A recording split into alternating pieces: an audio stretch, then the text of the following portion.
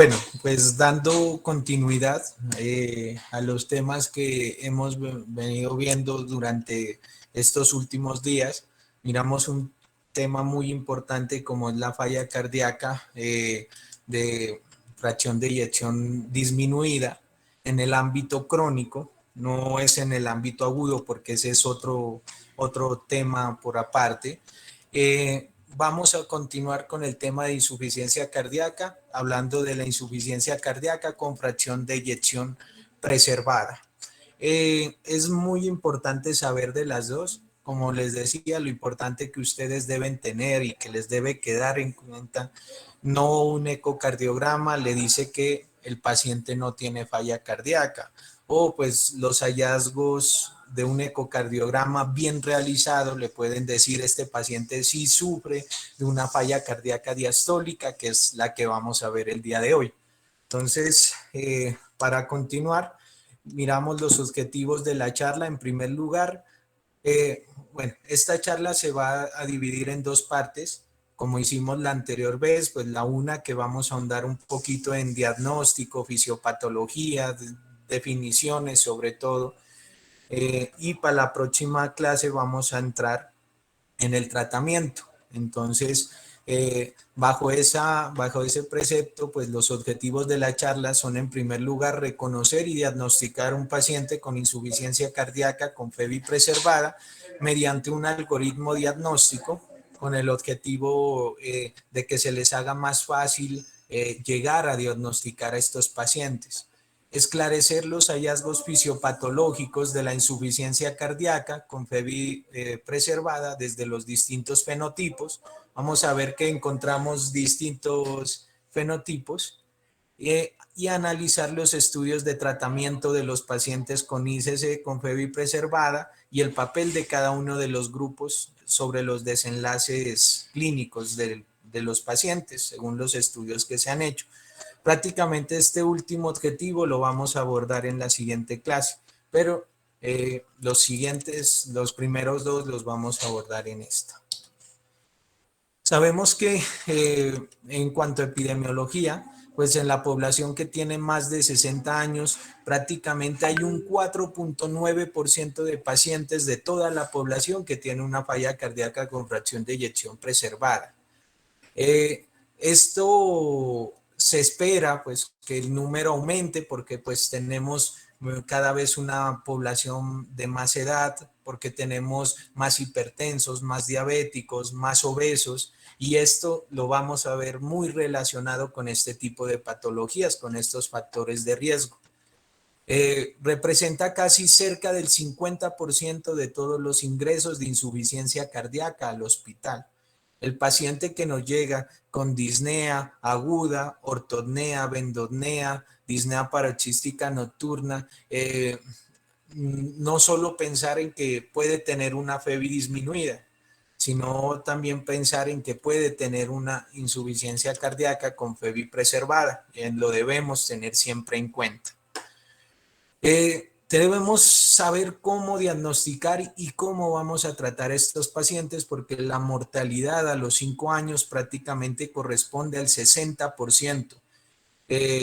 O sea que es prácticamente mayor que la insuficiencia cardíaca con fracción de eyección reducida. Y eso con todos los medicamentos que tiene y que hemos visto en la anterior clase que disminuían la mortalidad. La mortalidad de este es mucho mayor y además pues vamos a ver que los estudios en cuanto a tratamiento pues la mayoría han fracasado. Hay algunos que aún pues demuestran alguna esperanza. La mortalidad anual, si la podemos analizar, es del 5 al 10%. Entonces, ¿qué tenemos que saber de esto? Primero, que la insuficiencia cardíaca con fracción de eyección preservada es la anteriormente llamada una insuficiencia cardíaca de tipo diastólico.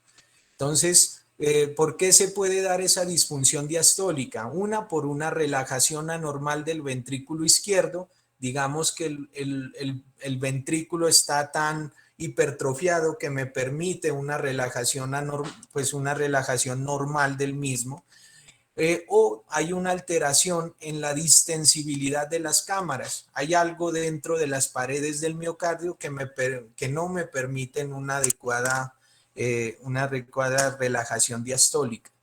Entonces, todo esto pues comprende varios mecanismos fisiopatológicos, como lo vamos a ver, y a partir de los mecanismos fisiopatológicos es que actualmente se vienen haciendo estudios que muy seguramente demostrarán, como los ISGLT2, disminuir la mortalidad en estos pacientes.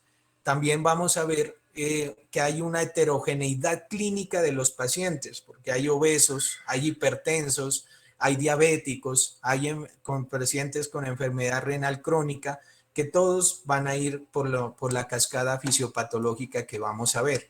Entonces, si nos ponemos a diferenciar una insuficiencia cardíaca de fracción de eyección reducida y preservada, no solo nos la diferencia la fracción de eyección. Ustedes ya saben que menor de 40, pues es la reducida, 40 a 49% es la mínimamente reducida o levemente reducida, y la fracción de eyección preservada es la que tiene una FEBI mayor o igual al 50%. El volumen de eyección obviamente va a estar disminuida en la insuficiencia cardíaca con fracción de eyección reducida, pero miren cuando analizamos los valores de la función diastólica de estos pacientes, aquí es donde miramos las diferencias más marcadas que tiene la una con respecto a la otra. Por ejemplo, tiene una mayor presión telediastólica. ¿Por qué? Porque es un ventrículo que no puede, no tiene una relajación normal, es un ventrículo que está duro. Entonces, las presiones van a estar más aumentadas en esta. ¿Quién lo va a medir? Pues el ecocardiógrafo, el que le haga el ecocardiograma. Tiempo de relajación. El tiempo de relajación se va a demorar más en relajarse el ventrículo, pues que tiene mucho impedimento para relajarse. En la insuficiencia cardíaca con fracción de eyección preservada. También la rigidez ventricular va a estar muy aumentada, sobre todo en los de preservada, debido pues por lo mismo, es un paciente, no, es un ventrículo no relajable. Y el grosor del ventrículo izquierdo generalmente tiende a estar aumentado.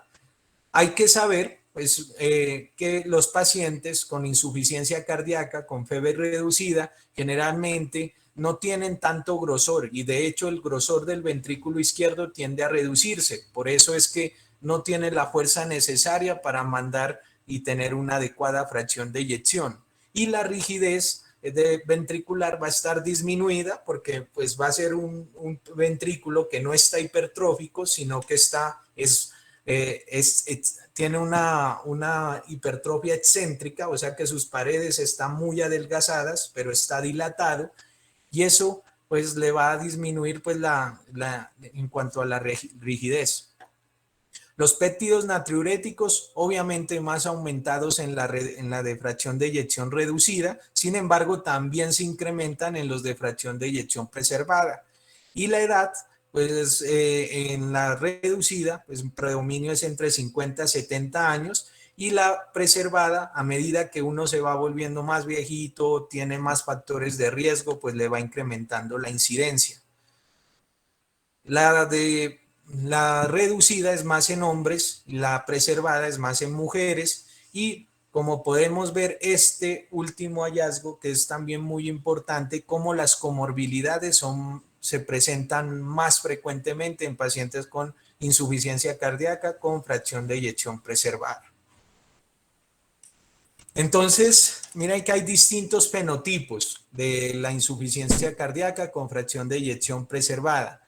Primero, pues mire que todos los factores de riesgo que conocemos, que son cardiovasculares, como el sobrepeso, la obesidad, el síndrome metabólico, la diabetes, que lo vemos muy frecuentemente, sobre todo en la rotación de endocrinología, el paciente hipertenso con enfermedad renal crónica o con enfermedad coronaria, pues estos son factores de riesgo para desarrollar la insuficiencia cardíaca. Y la presentación clínica varía mucho de estos pacientes. Lo podemos encontrar el paciente con congestión pulmonar, con estertores, con incurgitación yugular, reflujo hepatoyugular, lo podemos encontrar con incompetencia cronotrópica. La incompetencia cronotrópica es básicamente que la respuesta de la frecuencia cardíaca no llega a satisfacer la demanda del ejercicio. O sea, es un corazón que usted, si hace ejercicio mínimo, debe aumentar su frecuencia cardíaca un 70 o un 80%, pero no lo hace. Entonces, eso hace que el ejercicio sea intolerable para estos pacientes. Eso es la incompetencia cronotrópica. La hipertensión pulmonar, ya vimos pues como si tengo un déficit diastólico del ventrículo izquierdo, las presiones me incrementan de manera retrógrada a nivel de aurícula izquierda y también a nivel de vasculatura pulmonar. Eso me genera hipertensión pulmonar. Que va a haber una debilidad de los músculos esqueléticos porque no hay un buen gasto cardíaco, y si no hay buen gasto cardíaco hay hipoperfusión, y si hay hipoperfusión pues lastimosamente me va a producir caquexia o deterioro pues de la musculatura. Y pues pueden presentarse pacientes con arritmias, fibrilación auricular, que es como la más frecuente. Entonces, en cuanto ya entrándonos a la etiología, sabemos que hay comorbilidades que ponen en factor de riesgo de desarrollar insuficiencia cardíaca. Entonces, la pluripatología, el paciente que tiene dos o más enfermedades de compromiso cardiovascular, eso es lo que denominamos pluripatología.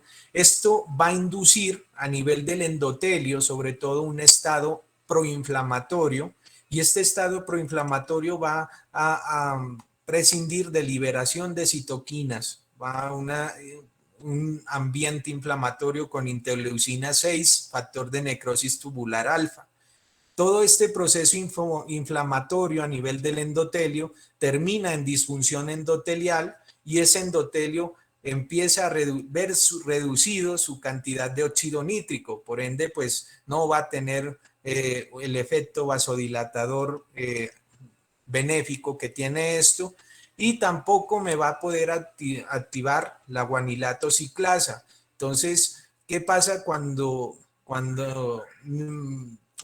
me empieza a fallar esta guanilato ciclasa? No hay producción de energía, por ende se entiende mal a nivel de las células del ventrículo izquierdo, entienden como que no, o sea, se está reduciendo el aporte, por ende pues tenemos que hacer mayor trabajo, y eso es lo que hace, es incrementar los procesos de hipertrofia, sobre todo, como vamos a ver, hipertrofia ventricular izquierda, y también al incrementarse, al haber hipertrofia ventricular izquierda, me va a incrementar el llenado, las presiones de llenado de ese ventrículo izquierdo.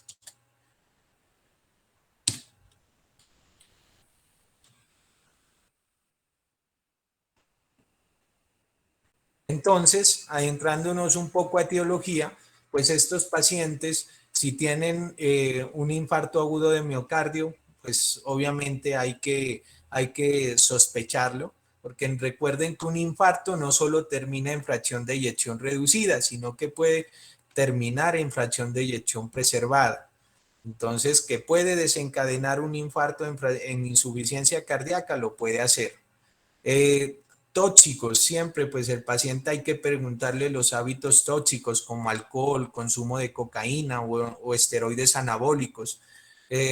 Intoxicación por metales pesados como el hierro, el cobre, el cadmio, el cobalto, que pues lo que terminan haciendo pues, a través de su toxicidad es haciendo que se interponga dentro de las fibras de miocardio, y pues no, y terminen generando patologías infiltrativas.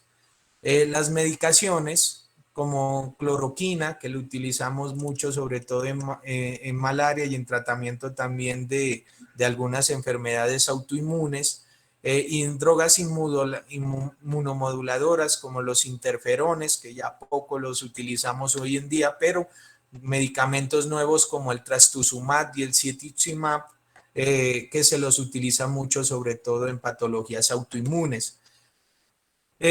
Causas inmunes e inflamatorias, la radiación, pacientes que están en radioterapia, relacionados con la infección, por ejemplo, el antecedente de virus, VIH, hepatitis. Todo esto son exámenes que uno pues le debe ir pidiendo al paciente para descartar diferentes etiologías de esta insuficiencia cardíaca. Entonces, VIH, hepatitis B y C sobre todo, no relacionados con la infección como la miocarditis linfocítica, pues ya es muy raro, pero hay que sospecharla. Enfermedades autoinmunes como el lupus, el, la artritis reumatoidea, la dermatopolimiositis, pues que son entidades raras, pero pues que hay que sospecharlas sobre todo en pacientes que son relativamente jóvenes y tienen otras afectaciones dentro de sus órganos o hay afectación de piel, afectación de esófago, afectación de pulmones, en fin, un compromiso multisistémico que caracteriza a estas enfermedades autoinmunes. Infiltrativas, todo lo que puede ser maligno, una metástasis puede ir a parar al tejido miocárdico y eso pues me genera alteración en el mismo para poderse relajar, o no relacionadas con malignidad, como pues la más frecuente que se puede dar en pacientes adultos que debutan con fibrilación auricular, que es la amiloidosis, seguida por la sarcoidosis. Esta ya es un poco más adultos jóvenes, y hemocromatosis o enfermedades de depósito, como en la enfermedad de Fabry o en la de Pompe, que son como las enfermedades de depósito más conocidas, o la de Gaucher. Entonces, ¿en quién pues sospechar esto? Sobre todo pacientes que tienen afectación multisistémica también, por ejemplo, se compromete hígado, se compromete riñón.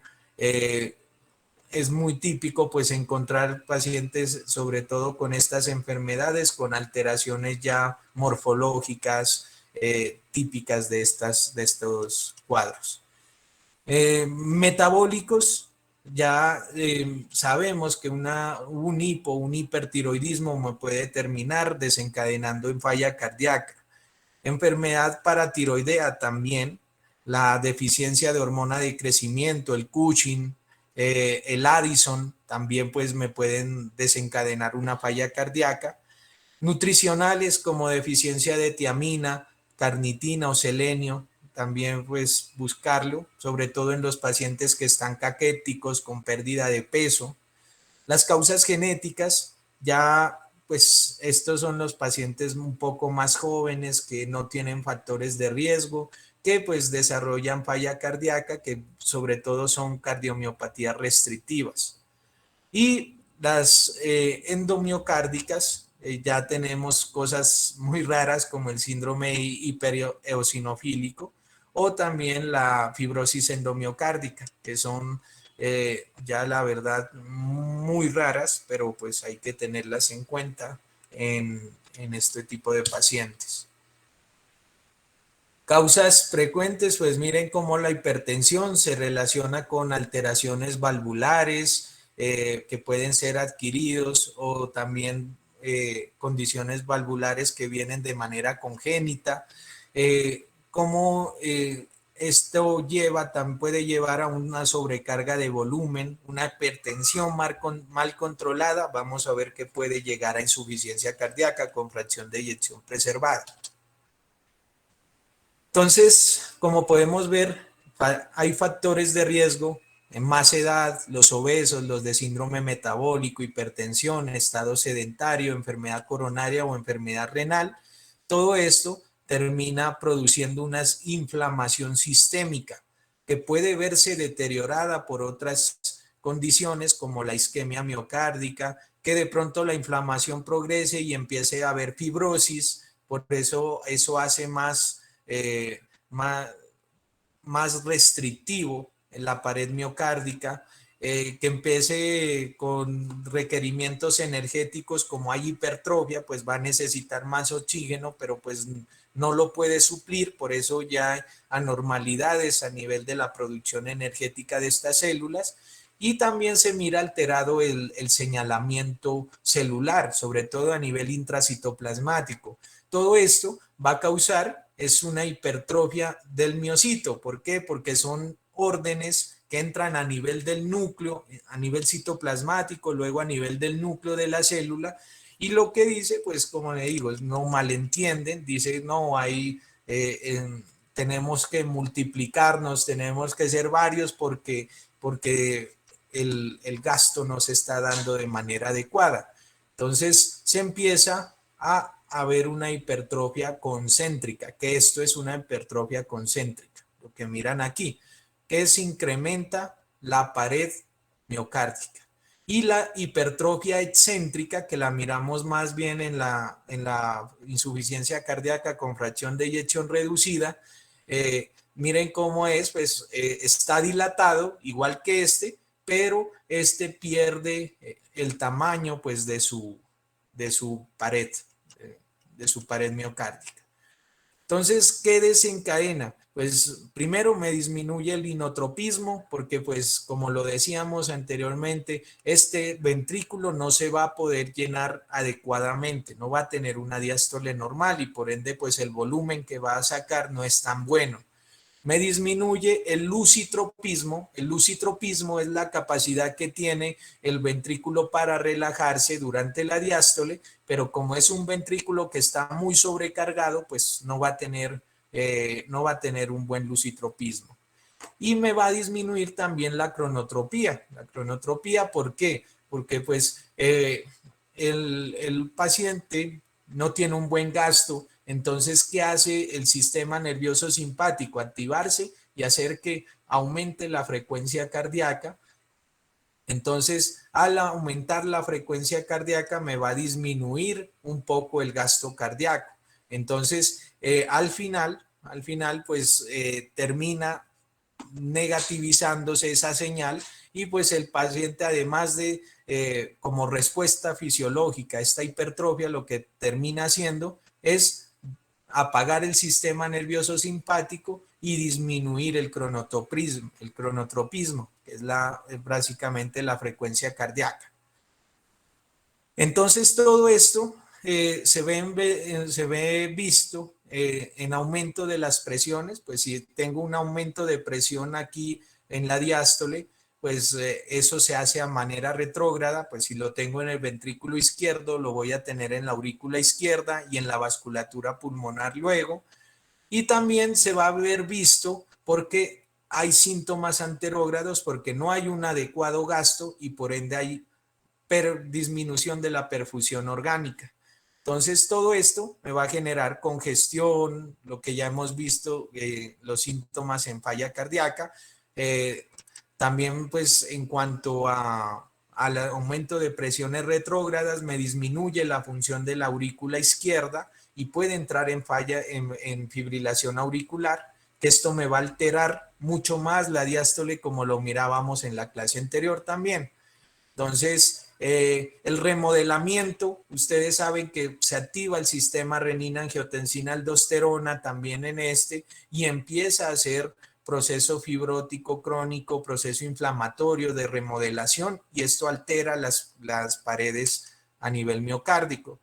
Y pues en últimas, ya esta disminución de la perfusión orgánica lo que viene es alterando los músculos a nivel de todo el cuerpo, provoca sarcopenia, que es una disminución del tejido muscular, y hay disfunción microvascular en estos pacientes, lo que va ocasionando también déficit orgánico. Entonces, todo esto lleva a un remodelamiento de ventrículo de ya disfunción, remodelamiento y disfunción de este a nivel ventricular, y esto es lo que me va a generar todo el síndrome de falla cardíaca con fracción de eyección preservada. Mire, entonces, los factores de riesgo, un ambiente inflamatorio, van sobre el endotelio, me aumenta las especies reactivas de oxígeno, que son malas, me disminuye las concentraciones de óxido nítrico y esto me hace activar señales que van a nivel intracitoplasmático, a nivel de los miocardiocitos, que me bajan el GMP cíclico, y ya mirábamos que el GMP cíclico en el estudio Victoria, cómo el vericiguat pues influía en este mecanismo. Al disminuir el GMP cíclico me disminuye la fosforilación de algunas señales y por ende inactivación de algunos genes, como lo vamos a ver posteriormente. Hay un gen que se llama la titina. Entonces, al disminuirse la actividad de esta fosfoquinasa, pues no me va a inhibir esa quitina, no me va a fosforilarla, y por ende pues se activa la producción de la expresión del gen de la titina y me va a conducir a hipertrofia.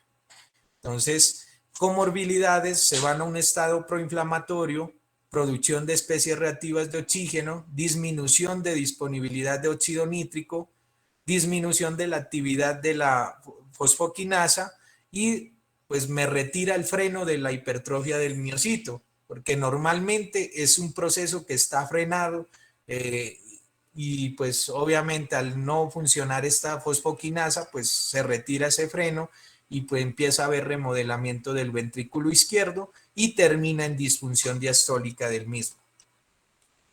Vamos como el crecimiento normal, cómo se da. Generalmente hay unos efectores a nivel intracelular que lo que hacen es fosforilar estas proteínas, FOXO, NFAT, HDAC. Bueno, no es importante que se las conozca, sino simplemente que al estar estas fosforiladas, lo que me hacen es inhibir la transcripción de genes que me van a favorecer la hipertrofia. Entonces, al no haber esta transición de efectores intracelulares, porque miramos que se disminuye la fosfoquinasa, por ende no me fosforila estas y no va a haber nadie que me pare la hipertrofia miocárdica. O sea, aquí está la orden de que se produzca más miocardiocitos y me genere hipertrofia miocárdica. Aquí miramos cómo pues esa fosfoquinasa al fosforilar, sobre todo el gen de la titina, que es el N2B, me frena que se siga produciendo hipertrofia. Pero pues como no hay fosfoquinasa, entonces no va a haber ese freno y me va a producir hipertrofia que al final termina desencadenando en un proceso fibrótico crónico, que es lo que lleva a esa mayor inflamación ya de tipo crónica y pues por ende mayor alteración de la distensibilidad miocárdica. Entonces, ¿qué se mira alterado si no me funciona esta fosfoquinasa? Primero, pues que gracias a la fosfoquinasa, pues hay una perdón. Gracias a la fosfoquinasa hay una disminución del estrés a nivel de la pared miocárdica. Entonces no va a haber disminución de ese estrés y por ende vamos a tener una pared dura.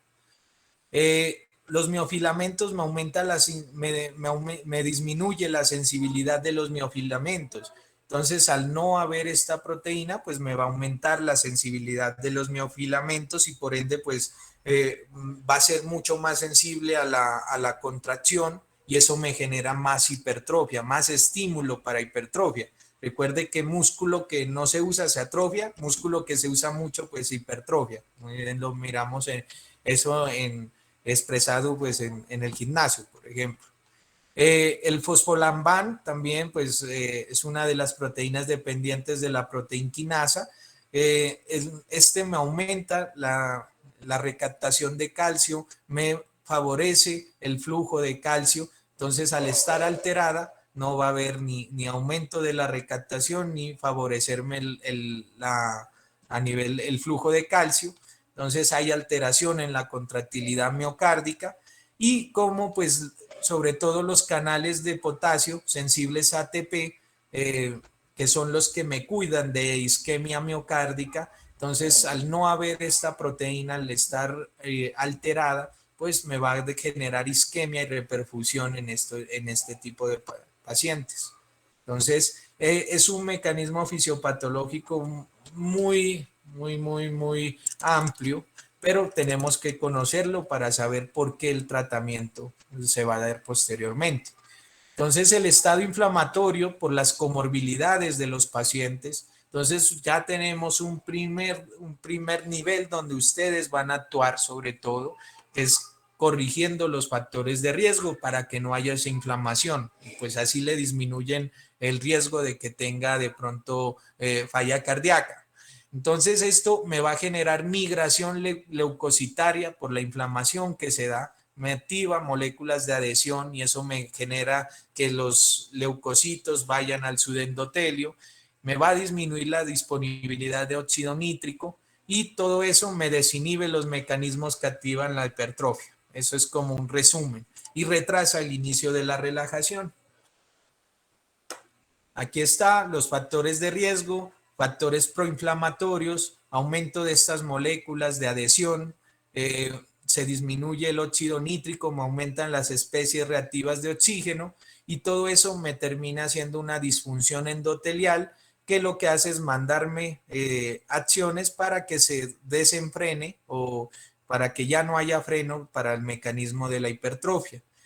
Y al hacerse de manera crónica me activa los miofibroblastos que lo que hacen hacer es fibrosis y esto me genera aún más pérdida de relajación del tejido miocárdico. Todo esto lleva a disfunción diastólica. Entonces, ¿qué pasa de diferente fisiopatológicamente entre la falla cardíaca con fracción de eyección preservada y la reducida? Miren cómo, por ejemplo, en la reducida hay estas especies reactivas de oxígeno gracias a los factores de riesgo y al ambiente proinflamatorio. Entonces, todo esto me termina desencadenando es soltar el freno de la hipertrofia. En cambio, en la con fracción de eyección preservada no hay eso, no hay un mecanismo inflamatorio, sino lo que empieza a ver si se incrementan las especies reactivas de oxígeno y esas especies reactivas de oxígeno lo que me genera es necrosis, no hipertrofia en la reducida. Entonces me genera necrosis, me genera apoptosis o autofagia. ¿Esto qué hace? Pérdida de miocitos y todo esto lleva pues a isquemia, todo esto pues, perdón, lleva a pérdida de la función ventricular.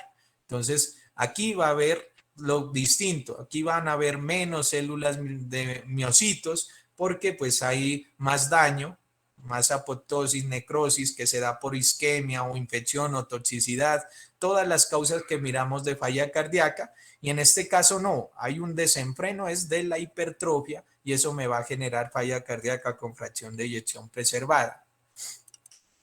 Los criterios son los mismos que ustedes ya conocen, estos que se inventaron en 1971, que salió en el New England Journal of Medicine, el señor Framingham, como pues trajo unos criterios mayores y unos criterios menores, y eso se aplica en el día de hoy para falla cardíaca con fracción de eyección preservada o para fracción de eyección reducida.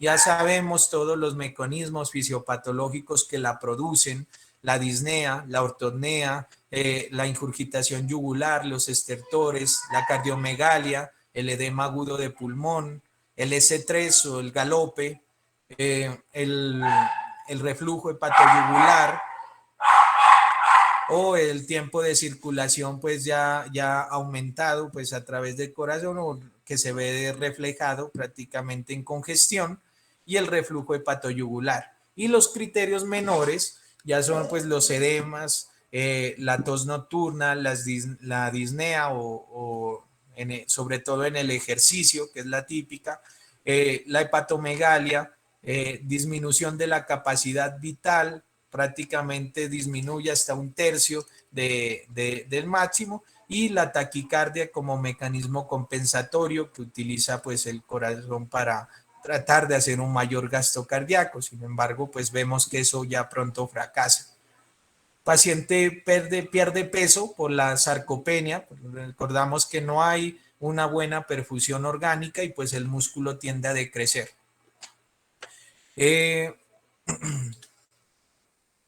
Miren cómo tiene una sensibilidad, tener al menos pues dos menores con un mayor o dos mayores, una sensibilidad del 92% y una especificidad del 78%.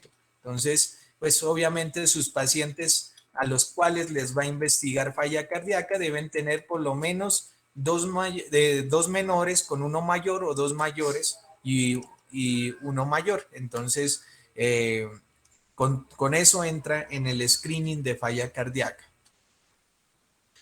Se han hecho estudios a nivel de Colombia que en este del 2017, por ejemplo, como trata de descifrar los síntomas principales de pacientes con falla cardíaca al ingreso. La causa más frecuente es la disnea, seguida por los edemas, seguido por la angina, el síncope. Miren qué raro y se reporta fiebre también en un menor porcentaje. Entonces, hay que tenerlo en cuenta del arsenal pues, de síntomas que tienen estos pacientes. Vamos al diagnóstico. Sabemos que para el diagnóstico tenemos que pasar por varios pasos. Por eso decíamos que uno de los objetivos era llegar al diagnóstico mediante el algoritmo. Sí o sí, estos pacientes en el primer paso, pues aquí hay el paso P, E, F1, F2, que son los pasos para llegar al diagnóstico de falla cardíaca con fracción de eyección preservada. Sí o sí, tiene que entrar con síntomas de falla cardíaca. ¿Cuáles? Los criterios de Framingham. Debe tener comorbilidades o factores de riesgo, como la hipertensión, diabetes, lo que corresponde a la enfermedad renal crónica, varias patologías pues que sean factores de riesgo cardiovascular. Debe tener un electro, debe tener un ecocardiograma, unos péptidos natriuréticos y pues para mirar la severidad, una prueba ergonométrica de caminata de 6 minutos podría ser para mirar pues cómo está la calidad, cómo está la severidad de la falla cardíaca. En el paso E, pues el ecocardiograma o los péptidos natriuréticos si no se han hecho en el paso P. En el F1 hay que ver porque pues son pacientes que tal vez en el ecocardiograma, si no lo hace una persona experta, pues no se va a detallar todos los hallazgos que uno detalla en estos pacientes con falla cardíaca, fracción de eyección preservada. Por ende, pues tendrá que mandarle una prueba de estrés, por ejemplo, un ecocardiograma estrés al paciente, ya que recordamos que una de las características importantes de estos pacientes es la disminución de tolerancia al ejercicio. Y el trabajo etiológico ya, como todo, una vez hacemos el diagnóstico de falla cardíaca, empezar a hacer los diferentes exámenes mirando las posibles causas. Entonces, estos son los pasos. Primero, pues debe tener los síntomas compatibles con falla cardíaca. Segundo, los test diagnósticos. Miren que acá estas guías lo ponen primero los péptidos natriuréticos. Debe tener un electrocardiograma sí o sí, una radiografía de tórax y un ecocardiograma. Entonces, se hace un pretest, se localiza la severidad de la falla cardíaca, ya vamos a mirar cómo se hace, que es el riesgo de que sí tenga una falla cardíaca y eso da al mismo tiempo pronóstico. Y ya una vez hecho todo esto y si no se llega a ningún diagnóstico, las pruebas de estrés, sobre todo el ecocardiograma estrés, para llegar al diagnóstico de falla cardíaca con fracción de eyección preservada. Entonces, el primer paso, identificar los factores de riesgo. Edad avanzada, enfermedad renal crónica, sexo femenino, la deficiencia de hierro, obesidad, anemia, alteraciones del sueño como el síndrome de apnea, hipopnea del sueño, diabetes o EPOC, son todos factores de riesgo cardiovasculares para que se desarrolle falla cardíaca. La edad mayor de 70 años, sobre todo el sobrepeso, la obesidad, el síndrome metabólico, la diabetes, la inactividad física, el desacondicionamiento. hipertensión, fibrilación auricular, que hayan anormalidades en el electrocardiograma o que ya tenga una historia de elevación de péptidos natriuréticos. Que esos son los mismos valores que los miramos en falla cardíaca con fracción de eyección reducida, perdón. Debe tener los signos y síntomas.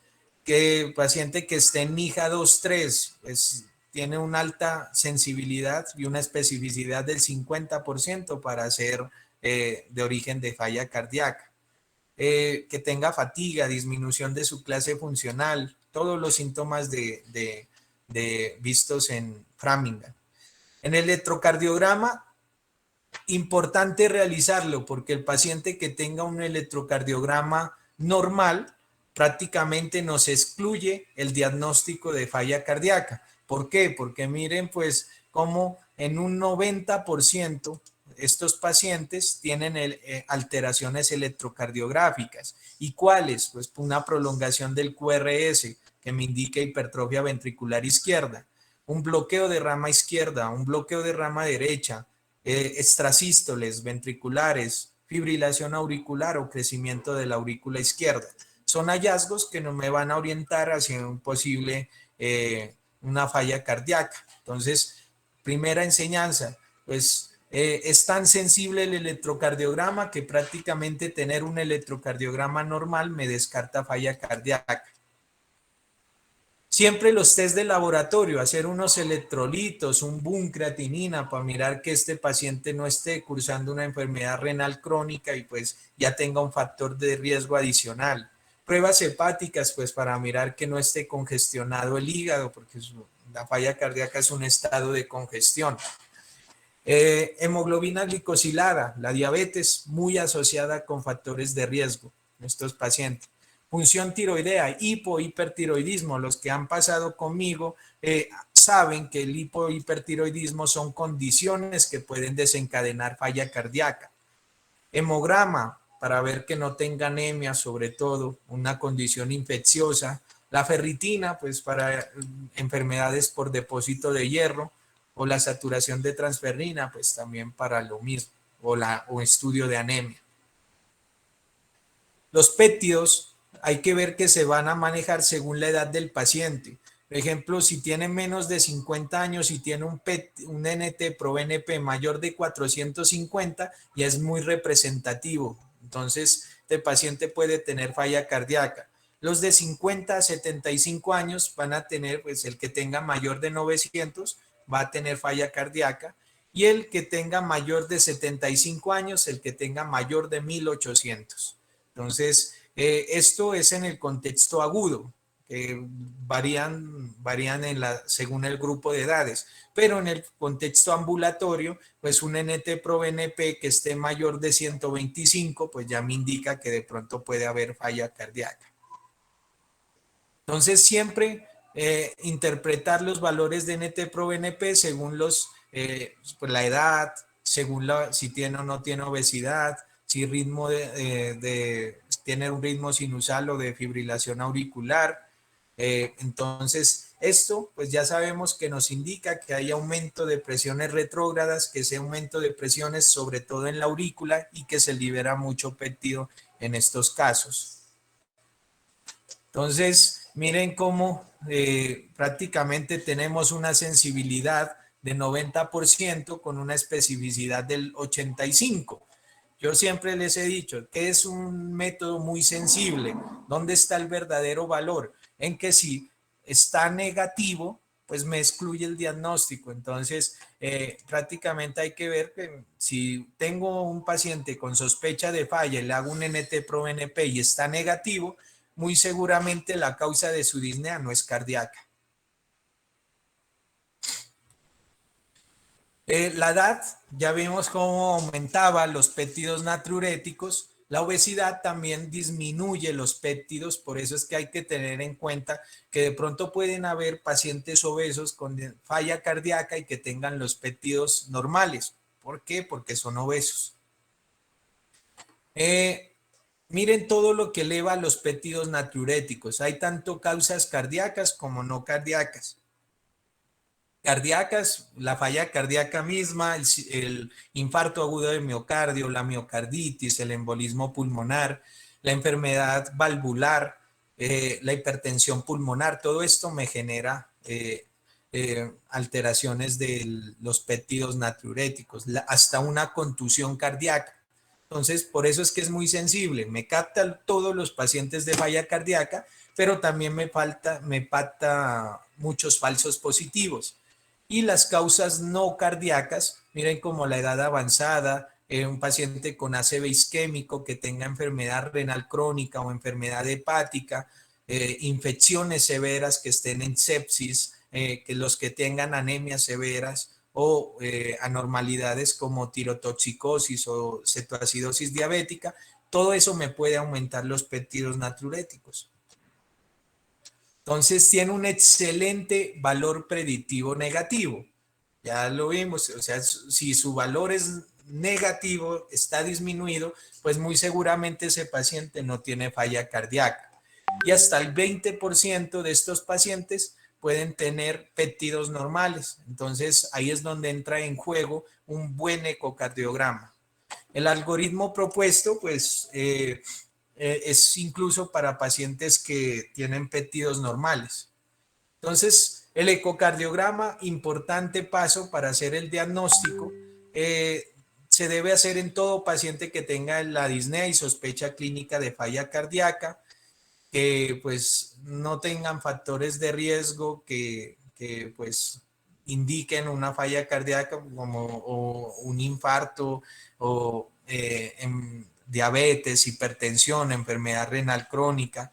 Hay que excluir las diferentes causas de disnea, que eso ya lo miramos en la primera clase que miramos, y se debe medir siempre la FEBI para ver si es preservada o reducida, los diámetros ventriculares para ver si hay hipertrofia ventricular y los volúmenes, porque puede haber hipertrofia ventricular con volúmenes diastólicos reducidos. Entonces, todo esto pues va a dar pie para que evaluar en el ecocardiograma. Entonces, siempre la FEBI estima la función global del corazón, pero no me indica ni los volúmenes ni el volumen sistólico. Solo me indica que se contrae bien el corazón y pues que pues un gran porcentaje del volumen que hay en diástole se va en la sístole. Eso es lo que me indica. Pero pues hay que analizar otras paridades pues a nivel a nivel cardíaco, como el grosor del ventrículo, como la capacidad de strain de ese ventrículo, o sea, el acortamiento de las paredes, que ya lo vamos a ver que es como mejor explicado en un ecocardiograma. Y pues en quién debemos sospechar falla cardíaca con fracción de eyección preservada, en quien el ventrículo izquierdo no está dilatado y tiene una FEBI mayor del 50%, pero tiene un remodelado concéntrico o una hipertrofia ventricular izquierda, o hay un crecimiento de la aurícula izquierda. Ya miramos por el aumento de presiones que se da en estos pacientes. Entonces aquí vamos a ver un ecocardiograma para que ustedes miren lo que es el strain. El strain es básicamente lo que se contrae la pared miocárdica, como podemos ver. Aquí lo podemos ver en las flechas, en el dibujo, cómo se contrae, y lo que se contrae se llama strain. O sea, es ese acortamiento de las paredes miocárdicas. Obviamente un paciente que tiene falla cardíaca, fracción de eyección preservada, pues va a tener alteración de ese strain. Va a tener alteraciones a nivel de la diástole. ¿Quién me lo dice? El ecocardiografista, el cardiólogo. Voy a tener un volumen aumentado de aurícula izquierda. ¿Por qué? Por aumento de presiones a nivel retrógrado. Vamos a encontrar fibrilación auricular por el ensanchamiento que se da de las aurículas en estos pacientes. Vamos a tener presiones de llenado de arteria pulmonar aumentadas, mayor de 35 por el aumento retrógrado. El strain va a estar reducido, o sea que no se contrae tan adecuadamente esa pared miocárdica. Y los péptidos natriuréticos elevados. Las pruebas de esfuerzo son como para mirar si ese esfuerzo, ya vimos que estos pacientes tienen intolerancia al ejercicio, entonces, sobre todo para mirar si tienen o no tolerancia al mismo, pues tienen incompetencia cronotrópica, por ejemplo, que esto es que el paciente no logra llegar ni al 70-80% de su frecuencia cardíaca máxima con el ejercicio, o una prueba de caminata en 6 metros que tolere menos de 300 metros, es lo que me indica la severidad de esta falla cardíaca. ¿Y en quiénes sospechar causas específicas? Pues en los pacientes jóvenes que tengan historia familiar ya de cardiomiopatías, falla cardíaca, todo esto lo sé en la historia clínica. Que no tenga factores de riesgo menores pues, o mayores o comorbilidades para falla cardíaca, que no sea hipertenso, diabético, que sea flaco. Entonces ya pensar como en causas específicas de miocardiopatías, por ejemplo. Que tenga hipertrofia ventricular mayor de 13 milímetros, que tenga anormalidades en lo que corresponde al movimiento de las paredes, o sea, que tenga una buena pared, pero que no se contraiga de manera adecuada, el strain que esté disminuido y que haya arritmias ventriculares significantes, una dilatación de cavidades derechas o compromiso que lo miro con la resonancia, que compromiso infiltrativo. Entonces ya para llegar al diagnóstico, no hay un criterio único como ustedes acaban de ver. Con pruebas no invasivas se recomienda pues la combinación de criterios ecocardiográficos y BNP, así se llega al diagnóstico. Entonces, miren, criterios que me lo da el cardiólogo. Una onda E', que esto me indica, todo esto me indica la parte diastólica del paciente. Una diástole alterada, eso es lo que a ustedes pues les debe quedar. ¿Quién les dice? Pues el cardiólogo. Que tenga volúmenes de aurícula izquierda aumentados, que tenga hipertrofia ventricular, un volumen de ventrículo izquierdo aumentado, que también tenga volúmenes de aurícula izquierda también elevados. Entonces todo eso le va dando criterios, y si a pesar de eso también tiene péptidos natriuréticos elevados, eso también le va dando una puntuación. Entonces usted prácticamente, con que se quede que el paciente que tiene síntomas, que tiene un electrocardiograma normal, que tiene una radiografía de tórax congestiva, que tiene un patrón ecocardiográfico de alteración diastólica y que tiene un BNP, pues ese va a ser el paciente que tiene, sí o sí, tiene una falla cardíaca con fracción de eyección preservada.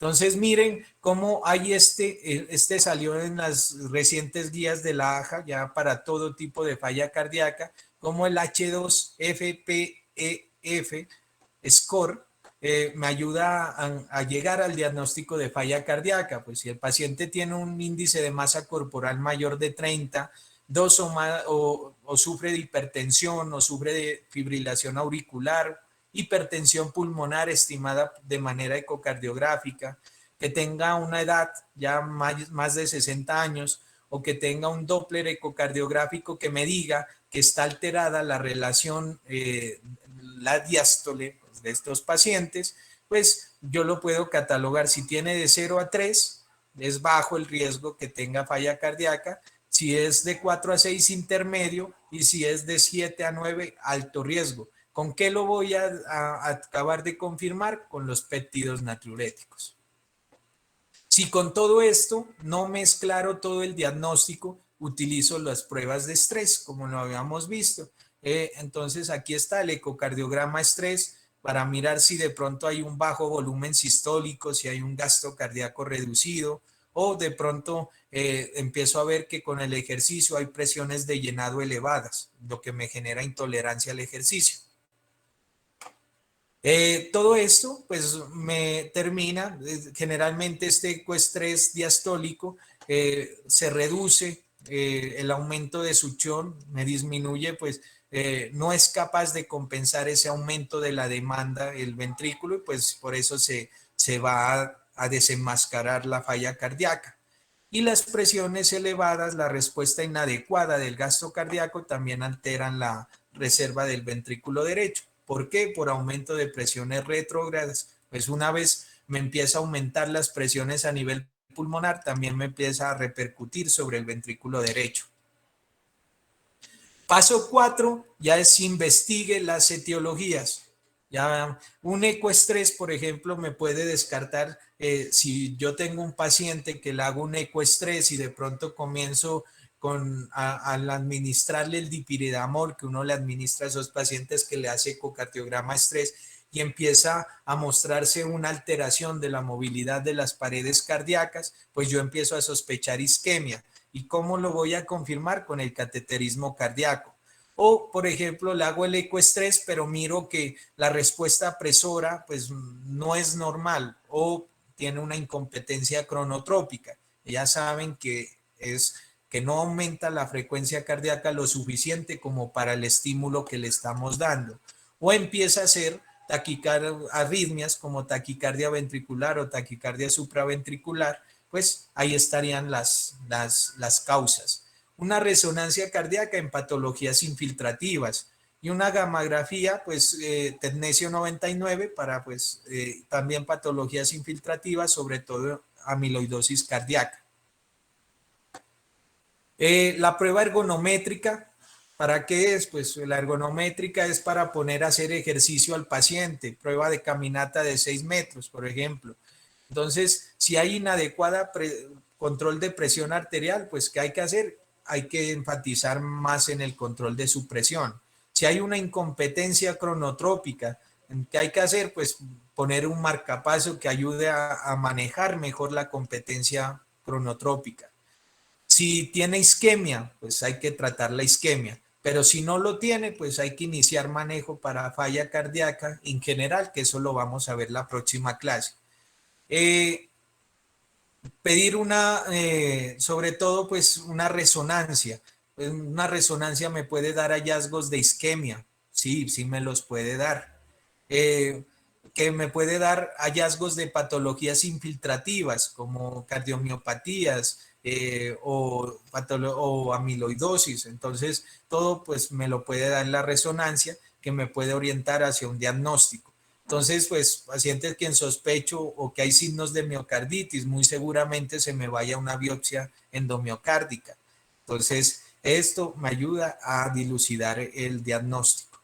Entonces, si no, nada de esto llego a la causa, si no tengo una causa clara, hay que hacer el abordaje y el manejo para falla cardíaca con fracción de eyección preservada. Entonces, resonancia, ya cardiomiopatía, sobre todo miocarditis o enfermedad coronaria, y pues las biopsias ya para miocarditis, testeo genético para los pacientes que en el sospecho amiloidosis de esta ATTR, que es una de las más frecuentes, o que tengan miocardiopatía hipertrófica, que sean jóvenes sobre todo, o cardiomiopatías restrictivas, que no lo encuentro por nada del mundo la causa.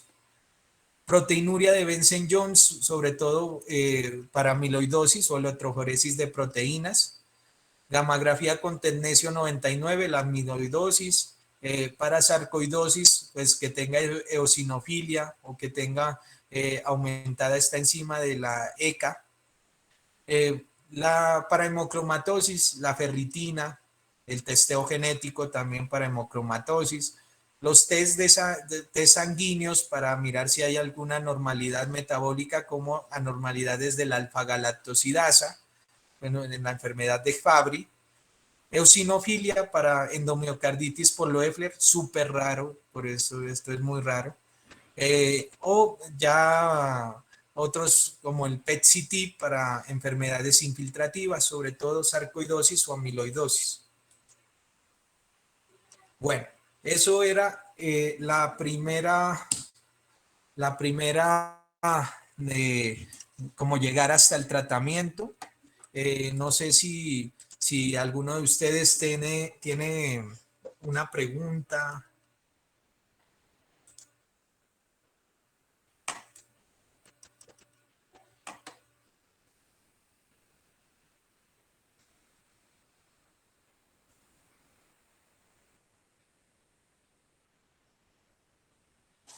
Ok. Bueno, muchachos, entonces,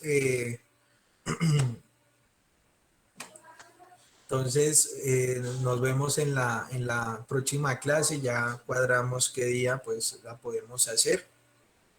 Eh, Recuerden, pues yo sé que es un tema un poco extenso, así como el de reducida, pero pues es que usted debe saber cómo hacer el diagnóstico, debe saber cuáles son los mecanismos fisiopatológicos.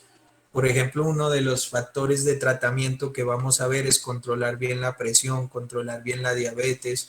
Entonces, estos son indicativos. Ya vamos a ver terapias más óptimas como el proceso de inflamación que mirábamos, cómo los ISGLT2 terminan influyendo en eso para, para disminuir el proceso inflamatorio o que se mejore, por ejemplo, la vía guanilato ciclasa para permitirme un poco más la contracción a nivel ventricular, cómo me disminuye el proceso inflamatorio también. Entonces, eso nos va a hacer falta para la siguiente clase, pues que vamos a ver lo correspondiente al tratamiento. Entonces, si no hay preguntas, pues nada, nos vemos en la próxima clase.